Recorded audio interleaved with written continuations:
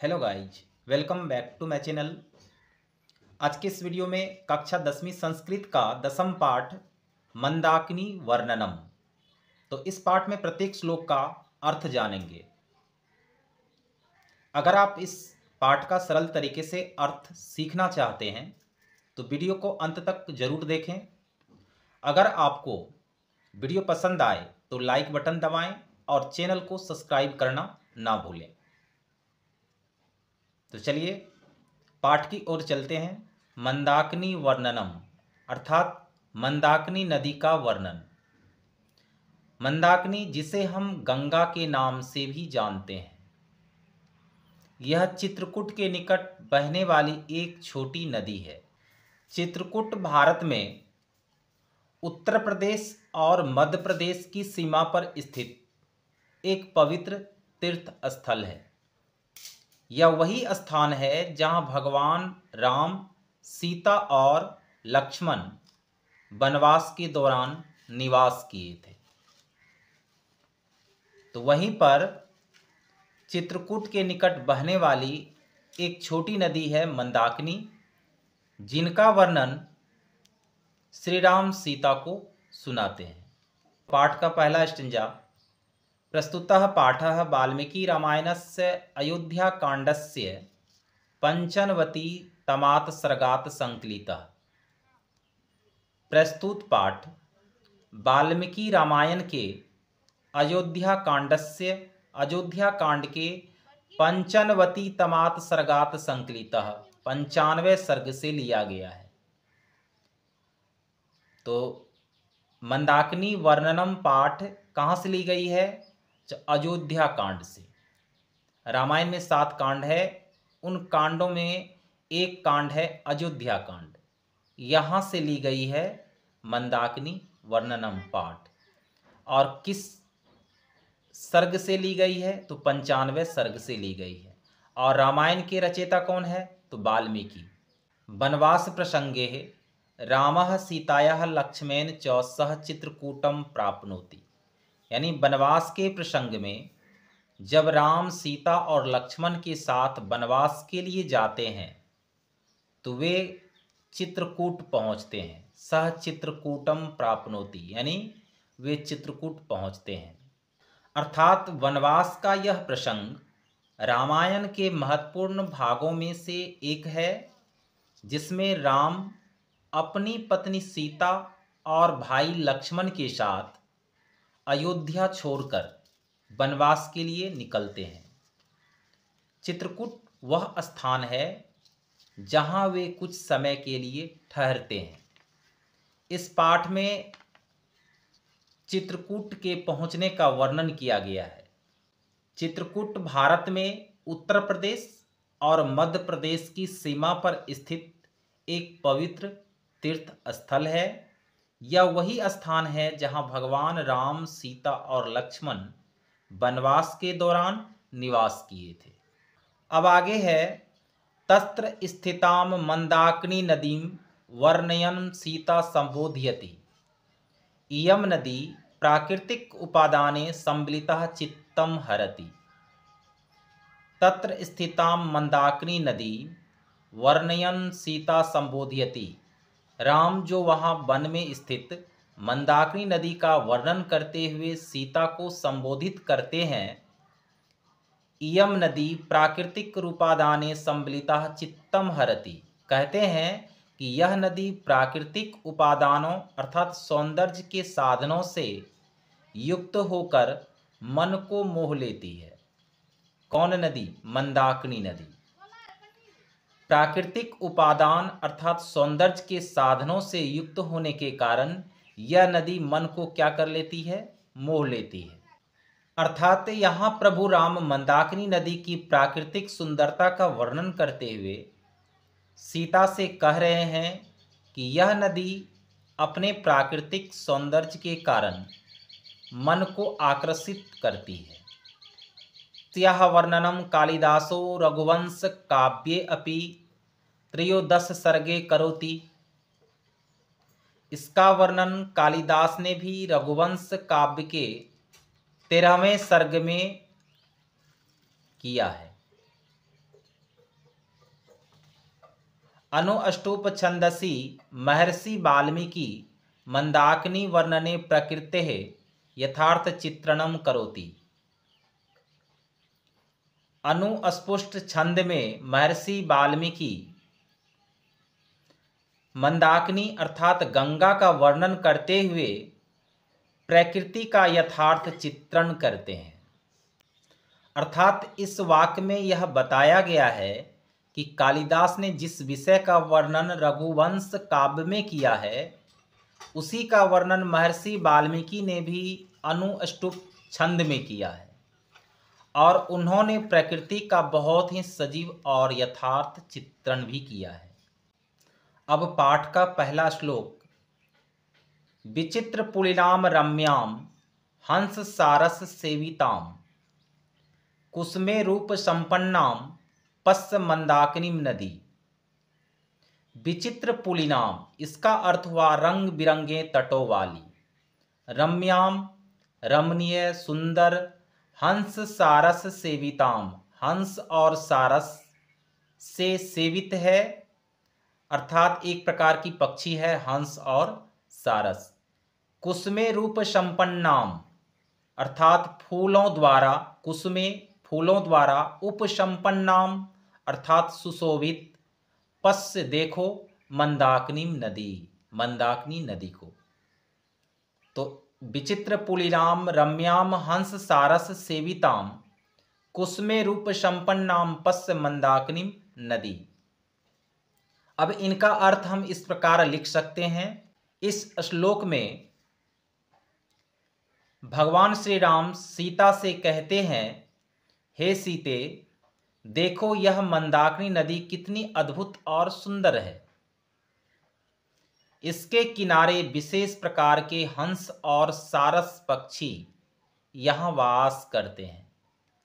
यहाँ पर दिया हुआ है पहली पंक्ति में, विचित्र पुलिनाम रम्याम हंस सारस सेविताम कुसुमे रूप संपन्नाम पश्य मंदाकिनी नदी, यानी विशेष प्रकार के हंस और सारस पक्षी यहाँ वास करते हैं और यह नदी फूलों से सुशोभित है। कुसुमे रूप संपन्ना पश्य मंदाकिनी नदी, देखो यह नदी फूलों से सुशोभित है। अब दूसरा नंबर श्लोक है, नाना विधे अस्त्रिरूहे वृताम पुष्प फल द्रुमहे राजंती राजराजस्य नलिनीव सर्वतः। नाना विधे अस्त्रिरूहे वृताम, इसका अर्थ हुआ विभिन्न प्रकार के, यहाँ देखिए कई प्रकार के शब्द को मिलाकर एक शब्द बना है। नाना विधे विभिन्न प्रकार के, तिररूहे किनारे पर उगे हुए वृक्षों से, वृताम घिरा हुआ, पुष्प अर्थात फूलों से, फल अर्थात फलों से, द्रुमे वृक्षों से, यानी कि विभिन्न प्रकार के फूलों से, फलों से और वृक्षों से घिरी हुई किनारा है।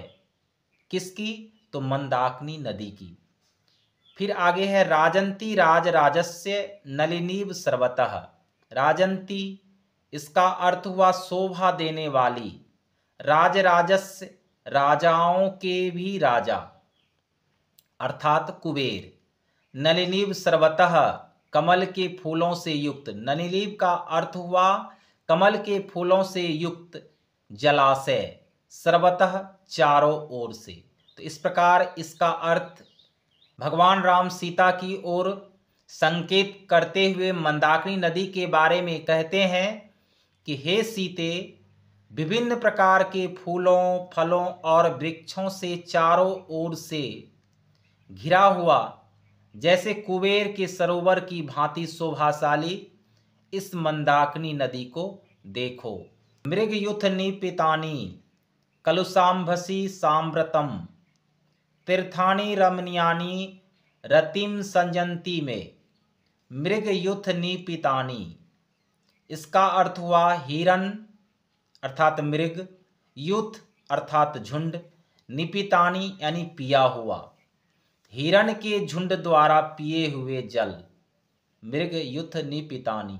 कलुषाम्भसी, कलुषाम्भसी का अर्थ हुआ मैला या गंदा। सांप्रतम, इस समय। तीर्थानि रमणीयानि रति सजंती में, तीर्थानि रमणीयानि, तीर्थानि का अर्थ हुआ तीर्थ स्थल और रमणीयानि का अर्थ हुआ आकर्षक। रतिम अर्थात आनंद, सजयंती उत्पन्न करते हैं, में मुझे। तो इस प्रकार इस श्लोक का अर्थ हुआ, हे सीते, इस समय हिरणों के झुंड द्वारा पिए हुए मैले गंदे जल भी मुझे तीर्थों के समान आनंददायक और आकर्षक प्रतीत होते हैं। अब 4 नंबर श्लोक है, जटाजिन धराः काले बतकोल उत्तरवाससः ऋषयः स्वत अवगाहन्ते नदीम मंदाकिनीम प्रिये। जटाजिन धराः, जटा और मृग चर्म धारण करने वाले। काले अर्थात काले यहाँ रंग के लिए प्रस्तुत की गई है। बलकोत्तरवाससः यानी वृक्ष की छाल को वस्त्र के रूप में धारण करने वाले को कहा गया है बलकोत्तरवाससः, धारण करने वाले। ऋषयः अस्त अवगाहन्ते यानी ऋषि त्व लगा हुआ है, वास्तव में अवगाहन्ते प्रवेश करते हैं। नदीम कहाँ, नदी में। मंदाकिनीम प्रिय कहता हे मंदाकिनी, नदी में। मंदाकिनीम प्रिय, मंदाकिनी अर्थात गंगा नदी का एक नाम है और प्रिय कहा जा रहा है सीते के लिए कि हे सीते, हे प्रिय। तो इस प्रकार इस श्लोक का अर्थ हुआ, हे प्रिय, काले वत्कल वस्त्र और जटा मृग चर्म धारण करने वाले ऋषि मंदाकिनी नदी में स्नान करते हैं। अब 5 नंबर श्लोक है, आदित्यम उपदिष्ट्यन्ते नियमाउर्ध्वबाहवः एते परे विशालाक्षी मुनयः संसित व्रताः। आदित्यम उपदिष्ट्यन्ते, आदित्यम का अर्थ हुआ सूर्य, उपदिष्ट्यन्ते का अर्थ हुआ उपासना करते हैं या पूजा करते हैं। नियमाउर्ध्वबाहवः, नियमात का अर्थ हुआ नियम पूर्वक, ऊर्ध्वबाहवः का अर्थ हुआ जिन्होंने अपनी हाथ को ऊपर किया है। एते परे विशालाक्षी मुनियः, एते यहाँ मुनियों की ओर संकेत किया हुआ है। परे अर्थात विशालाक्षी, विशाल नेत्रों वाले, यहाँ देवी देवताओं की ओर संबोधित करते हैं। तो भगवान श्री राम सीता को संबोधित करते हुए कहते हैं, विशालाक्षी मुनियः संसित व्रता, मुनियः अर्थात मुनि ऋषिगण, संसित व्रता कठोर व्रतधारी हैं। इस प्रकार इस श्लोक का अर्थ हम लिख सकते हैं, हे विशालाक्षी, ये मुनि जिन्होंने अपनी हाथ को ऊपर किया है, कठोर व्रत धारण किए हैं, नियम पूर्वक आदित्य अर्थात सूर्य की उपासना कर रहे हैं। अब 6ठा श्लोक है, मारुतो उद्धृत शिखरे प्रणीत इव पर्वतः पादपे पुष्पपत्राणि सृजदभि अभितो नदीम। यानी इस श्लोक में हिमालय पर्वत का वर्णन किया गया है। मारुतो उद्धृत शिखरे, मारुत मन होती है हवा, उद्धृत उठाया हुआ, शिखरे अर्थात शिखरों द्वारा, प्रणीत इव पर्वतः, प्र जोरनित, यहाँ पर उपसर्ग के रूप में प्र लगा हुआ है, जो इनका विशेष अर्थ बदलकर इसका अर्थ हो गया नृत्य। प्रणीत का अर्थ हो गया नृत्य। इव पर्वतः, इव मन जैसे, पर्वतः मन पर्वत। पादपे पुष्प पत्राणि सृजदभि तो नदीम, यानी कि पादप पुष्प फल फूल, पत्राणि पत्ते, सृजदभि का अर्थ हुआ बिखेरते हुए, अभी तो चारों ओर, नदीम नदी को। तो इस प्रकार मारुतो उद्धृत शिखरे प्रणीत इव पर्वतः, यानी कि इस श्लोक में हिमालय पर्वत का वर्णन करते हुए भगवान श्री राम सीता से कहते हैं, हे सीते, मानो वायु द्वारा उठाए गए पर्वत के शिखर नृत्य कर रहे हो और वृक्ष फूलों और पत्तों को चारों ओर बिखेरते हुए नदी को सजाते हो। अब 7वां श्लोक है, क्वचिद मणिकाशोदाम क्वचिद पुलिशालिनीम क्वचिद सिद्ध जनाकिरणाम पश्च मंदाकिनीम नदी। यानी क्वचिद का अर्थ होता है कहीं कहीं। मणिका योषादाम का अर्थ होता है मणियों के समान चमकने वाली जलधारा। पुलिन शालिनीम, यहां दिया क्वचित तो कहीं कहीं, पुलिन शालिनीम यानी रेत के तटों से युक्त, क्वचित कहीं कहीं, सिद्ध जनाकिरणा यानी सिद्ध पुरुषों से भरी हुई, पश्य देखो, मंदाकिनी नदी, मंदाकिनी नदी को। इस प्रकार इस श्लोक में भगवान राम मंदाकिनी नदी के तट के सुंदर दृश्य का वर्णन करते हुए कहते हैं, हे सीते, कहीं कहीं मणियों के समान चमकने वाली, कहीं कहीं रेत के तटों से युक्त और कहीं कहीं सिद्ध पुरुषों से भरी हुई इस मंदाकिनी नदी को देखो। 8 नंबर श्लोक, निर्धूतान वायुना पश्य विततान पुष्प संचियान पोपल्युमान परापर त्वम जल मध्यगान। निर्दोतान का अर्थ हुआ उड़ाए गए, वायुना हवा द्वारा, पश्य देखो, विततान पुष्प संचयान, विततान फैले हुए, पुष्प संचयान पुष्पों के समूह, पोपुल्युमान बहते हुए, अपरान दूसरे, पश्य देखो, त्वम जल मध्यगान तुम जल अर्थात पानी के बीच में स्थित। तो इस श्लोक में भगवान श्री राम सीता से कहते हैं, हे सीते, हवा द्वारा उड़ाए गए और फैले हुए पुष्पों के समूह को देखो और देखो अन्य पुष्प जो पानी के बीच में बह रहे हैं। अब 9 नंबर श्लोक है, तांस्याति वल्गु वचसो रथांग हाइना द्विजा अधिरोहंती कल्याणी निष्कुंजतः शुभागीरः। तत्वा तांस्याचित वल्गु वचसो, वे लोग जो अत्यंत मधुर भाषी हैं, रथांग हैना जिसके पास रथ हैं, द्विजा अर्थात ब्राह्मण लोग, अधिरोहंती कल्याणी यानी चढ़ते हैं हे कल्याणी, निष्कुंजतः शुभागीर यानी जिसकी वाणी शुभ है, शुभ शब्दों से भरी है, शुभागीर अर्थात शुभ शब्दों से भरी है।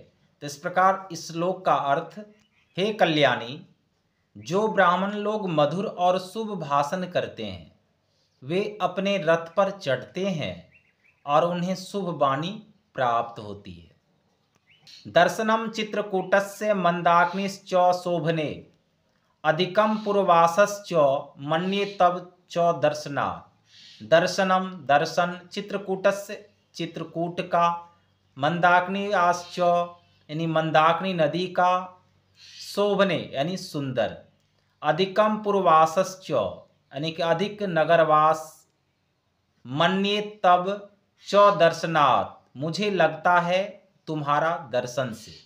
ठीक है, एक एक शब्द का अर्थ है, हे शोभाशालिनी सीते, चित्रकूट और मंदाकिनी नदी के दर्शन जितने सुंदर हैं, उससे भी अधिक मैं तुम्हारे दर्शन को मानता हूँ। इस प्रकार मंदाकिनी वर्णनम पाठ में 10 श्लोक हैं। 10 श्लोक का अर्थ आपने जान लिया। तो आज की वीडियो में बस इतना ही। वीडियो पसंद आए तो लाइक, सब्सक्राइब एंड शेयर जरूर करें। धन्यवाद।